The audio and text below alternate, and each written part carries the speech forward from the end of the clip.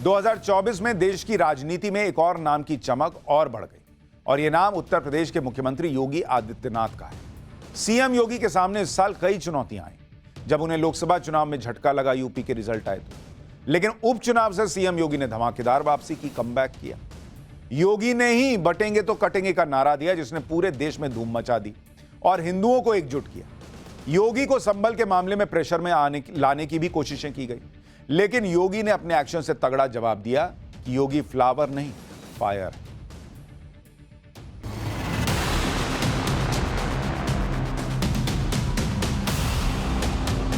योगी आदित्यनाथ के लिए भी यह साल कमाल भरा रहा। पूरे देश में उनकी चर्चा हुई। बटेंगे तो कटेंगे का नारा देकर सीएम योगी ने हिंदुओं से एकजुट होने की अपील की। इस नारे का जबरदस्त असर दिखा। इंडी गठबंधन को बीजेपी के बटेंगे तो कटेंगे वाले नारे का कोई तोड़ अब तक नहीं मिल रहा है। यह नारा बहुत तेजी से अपना असर दिखा रहा है। हरियाणा और जम्मू कश्मीर के चुनाव में योगी आदित्यनाथ के बटेंगे तो कटेंगे के नारे का असर दिखा। यह नारा इस तरह लोकप्रिय हो गया कि महाराष्ट्र में योगी के पोस्टर के साथ इसे लॉन्च कर दिया गया। महाराष्ट्र के प्रचार में इस नारे पर चुनावी सॉन्ग बनने लगे। गैर चुनावी राज्यों में भी यह नारा बीजेपी समर्थकों की जुबान पर चढ़ा हुआ है। साधु संतों ने भी बढ़ चढ़कर इस नारे का समर्थन किया और हिंदू एकता की बात की। कनाडा में भी जब हिंदुओं पर हमला हुआ तो वहां भी इस नारे की गूंज सुनाई। यह नारा अब इतनी तेजी से फैल रहा है कि इंडी गठबंधन तनाव में है। योगी आदित्यनाथ के इस नारे का हरियाणा से लेकर महाराष्ट्र तक बड़ा असर रहा। योगी आदित्यनाथ को भी अपनी बहुत बड़ी जीत मिली। लोकसभा चुनाव में जो झटका लगा था उससे योगी ने उपचुनाव जीतकर बड़ा कमबैक किया। क्या यह संयोग है या फिर कोई प्रयोग कि इधर यूपी में योगी उपचुनाव जीतते हैं, उधर संभल में हिंसा शुरू हो जाती। संभल में जो हिंसा हुई, जो पत्थर चले, क्या उसकी वजह मस्जिद का सर्वे कम बल्कि उपचुनाव में योगी की बंपर जीत ज्यादा है? ये सवाल आज पूछे जा रहे हैं क्योंकि सर्वे तो ज्ञानवापी में भी हुआ था, वहां तो कोई बवाल नहीं हुआ। संभल में भी पहले सर्वे हुआ है, वहां पे तब बवाल नहीं हुआ। लेकिन अचानक इतनी हिंसा क्यों हो गई? पत्थर से लेकर बंदूकें क्यों चल गई? जाने क्यों चली गई? बिना किसी के उकसावे के, बिना किसी के भड़कावे के इस तरह से कैसे पत्थर इकट्ठा हो गए और पत्थरबाज इकट्ठा हो गए? और इतने पत्थर हर बार आ कहां से जाते हैं भाई? योगी पर बहुत दबाव बनाने की भी कोशिश हुई। उनके एनकाउंटर और बुलडोजर मॉडल पर अखिलेश ने खूब घेरा, लेकिन ना योगी के बुलडोजर पर ब्रेक लगा, ना ही अपराधियों को सबक सिखाने पर योगी नरम पड़े। बुलडोजर एक्शन को लेकर इंडी गठबंधन योगी सरकार पर यह आरोप लगाता है कि बुलडोजर की कार्रवाई धर्म देखकर होती है या सिर्फ विपक्ष के नेताओं के खिलाफ होती है, जबकि ये दोनों आरोप भी सही नहीं है। आप देखिए, यूपी में बीजेपी नेताओं के घर पर एक बार नहीं कई बार बुलडोजर चला है, बीजेपी नेताओं के, और इसकी लंबी लिस्ट है।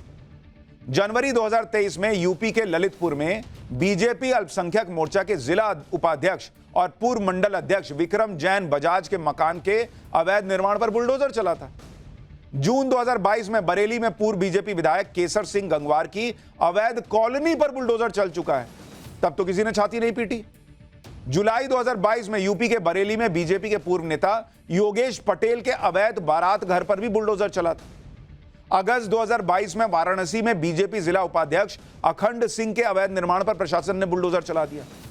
इसी तरह अगस्त 2022 में नोएडा की एक सोसाइटी में महिला से बदसलूकी करने वाले बीजेपी के तत्कालीन नेता श्रीकांत त्यागी के अतिक्रमण पर भी बुलडोजर चला था। तो बीजेपी के बड़े बड़े नेताओं के यहां बुलडोजर चल गया, तब तो किसी ने नहीं कहा कि अरे ये बुलडोजर क्यों चल रहा है, ये बुलडोजर का न्याय नहीं होना चाहिए। भाई वहां अतिक्रमण था, हटा दिया, वो बीजेपी का नेता हो या कोई हो।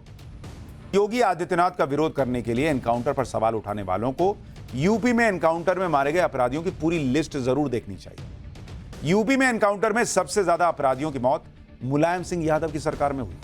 उनके कार्यकाल में कुल 499 लोग एनकाउंटर में मारे गए। वहीं मायावती की सरकार के दौरान यूपी में 261 लोगों के एनकाउंटर हुए, जबकि खुद अखिलेश यादव की सरकार में भी 40 लोग एनकाउंटर में ढेर हुए। योगी आदित्यनाथ के अब तक के कार्यकाल में 207 अपराधी एनकाउंटर में मारे जा चुके।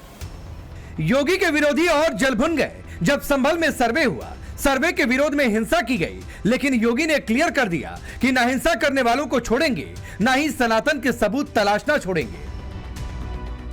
योगी आदित्यनाथ ने पहले ही साफ कर दिया है कि सनातन पर वो झुकेंगे नहीं और संभल पर वो रुकेंगे नहीं, और यूपी में ऐसा होता दिख भी रहा है। संभल में जैसे जैसे खुदाई आगे बढ़ रही है, दशकों से मिट्टी के नीचे दबे हुए सनातन के सबूत बाहर निकल रहे हैं। संभल में 19 कुओं का जिक्र किया गया है और संबल में 19 के 19 कूप मिल भी चुके हैं।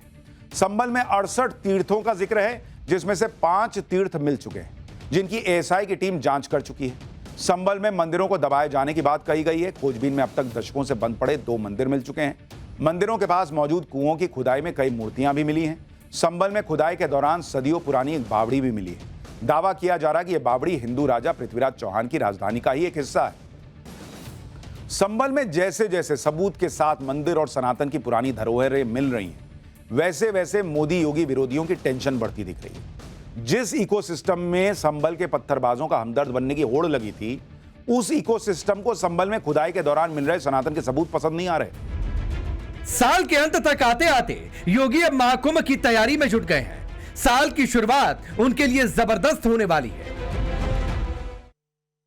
2024 में बाबाओं की भी खूब चर्चा हुई। टीवी पर अजब अजब बाबा आए भाई, लेकिन बाबाओं की भीड़ में एक नाम जो सबसे ज्यादा चर्चा में रहा, जो अलग से लोगों के बीच अपनी जगह बनाता रहा, वो नाम था बाबा बागेश्वर का, जिन्होंने हिंदुओं को एकजुट करने का बीड़ा उठाया।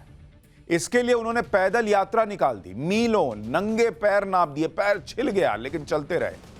इस साल बाबा बागेश्वर ने सनातनियों को एक करने के लिए कैसे जमीन आसमान एक कर दिया, उस पर यह ईयर एंडिंग रिपोर्ट देखिए। बागेश्वर बाबा हिंदुओं को जोड़ने निकल पड़े, बिना रुके बिना थके उनका कारवां आगे बढ़ रहा है। भीड़ ऐसी है ना बॉस, लोग देख के हैरान हैं। आप देखिए, हालांकि अपने आप में अजीब है कि अपने 100 करोड़ से ज्यादा हिंदुओं के देश में आजादी के 75 साल बाद भी किसी व्यक्ति को हिंदुओं को जोड़ने का बीड़ा उठाना पड़ा रहा। लेकिन क्या कीजिएगा, अपनी अपनी पॉलिटिक्स के हिसाब से जिसको जैसा सूट किया, उसने हिंदुओं को तोड़ने या टूटा बनाए रखने में अपनी भूमिका निभाई।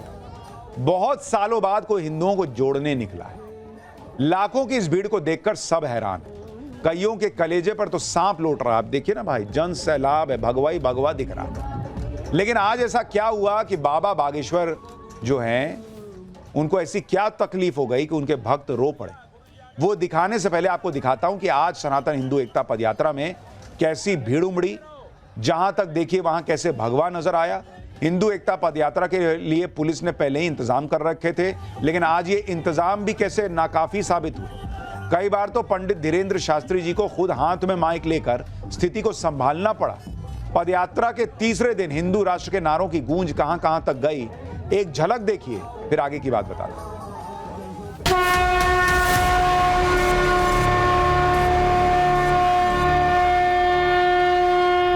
जात पात की करो विदाई, हम सब हिंदू भाई, बागेश्वर धाम की जय श्री राम, जय श्री राम।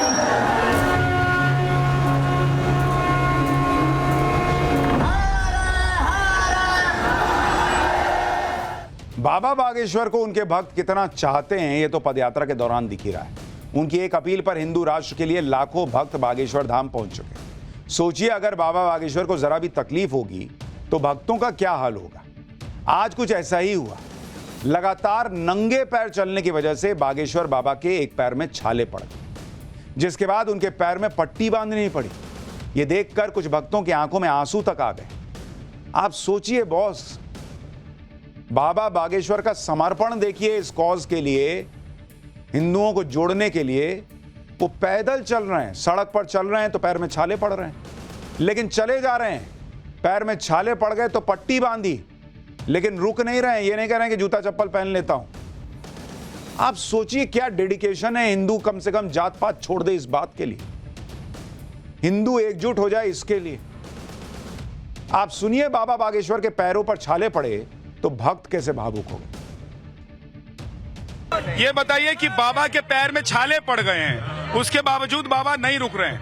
हमारे बाबा जी वो बहुत बड़ा दयालु हैं। वो जब पद यात्रा पर जाएंगे, हिंदू राष्ट्र एक करना चाहते हैं। क्या कह रहे हैं आप? वो हमारा तो गुरुजी जब तक चलेंगे तब तक साथ में है, चाहे पूरी जिंदगी चलेंगे तो चलेंगे साथ में। गुरुजी के पास बजरंगबली की शक्ति है और वो चलते रहेंगे, उनको छालों से कोई परवाह नहीं करते हो। कोई भी परवाह नहीं होगी। बोलो जय श्री राम। लोग कह रहे हैं बाबा बागेश्वर पूरी जिंदगी चलेंगे, तो हम भी पीछे पीछे पूरी जिंदगी चलते हैं। बाबा बागेश्वर की इस यात्रा का मकसद हिंदुओं को एकजुट करना है। उन्होंने हिंदुओं से जात पात और अगड़े पिछड़ों के भेद से ऊपर उठने के लिए कहा। और इसकी झलक पदयात्रा में दिखाई भी दी। इस पदयात्रा से जुड़ने वाला हर शख्स सिर्फ हिंदू दिखा, न जात पात न छुआछूत दिखी।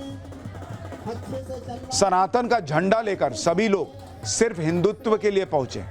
देखिए यात्रा में पहुंचे लोग कैसे झूमते, नाचते, गाते नजर आ रहे हैं। कोई जात पात का भेदभाव नहीं दिख रहा। इतना उत्साह दिखा जैसे कोई उत्सव हो, कोई त्योहार मनाने के लिए लोग जुटे। हिंदू एकता पदयात्रा को लेकर इतना उत्साह था कि कुछ लोग बुलडोजर लेकर पहुंच गए और जब बाबा बागेश्वर यात्रा के साथ पहुंचे तो उनके ऊपर बुलडोजर पर खड़े होकर फूलों की बारिश की गई। बाबा बागेश्वर ने जब से सनातन हिंदू एकता पदयात्रा की घोषणा की है तभी से राजनीतिक बयानबाजी भी चल रही है, लेकिन आज खुद बाबा बागेश्वर ने ऐसा जवाब दिया कि हिंदुत्व के नाम पर सियासी एजेंडा चलाने वाले भी शांत हो जाएंगे। सुनिए बाबा बागेश्वर ने क्या कहा। नया इतिहास गढ़ा जा रहा, रचा जा रहा, क्योंकि ये यात्रा सबकी है, किसी एक की नहीं। ये यात्रा सबके लिए है, किसी एक की नहीं। ये यात्रा दंगाओं से बचाने के लिए, ये यात्रा अपनी जातियों की ऊर्जा आसपास आपस में लड़ करके मिटाने के लिए नहीं, अपितु जातवाद से ऊपर उठाने के लिए। ये यात्रा देश को एक करने के लिए, ये यात्रा देश में नया इतिहास रचने के लिए। इसलिए निश्चित रूप से सब आएंगे। आपके कुछ विरोधी कह रहे हैं कि आपके कुछ राजनीतिक सपने हैं, उसको साकार करने के लिए आप यात्रा पर निकल। अभी तक तो नहीं है। उन विरोधियों का नंबर दे देना, अगर होगा तो हम उन सपनों को उनके फोन लगा के बताएंगे।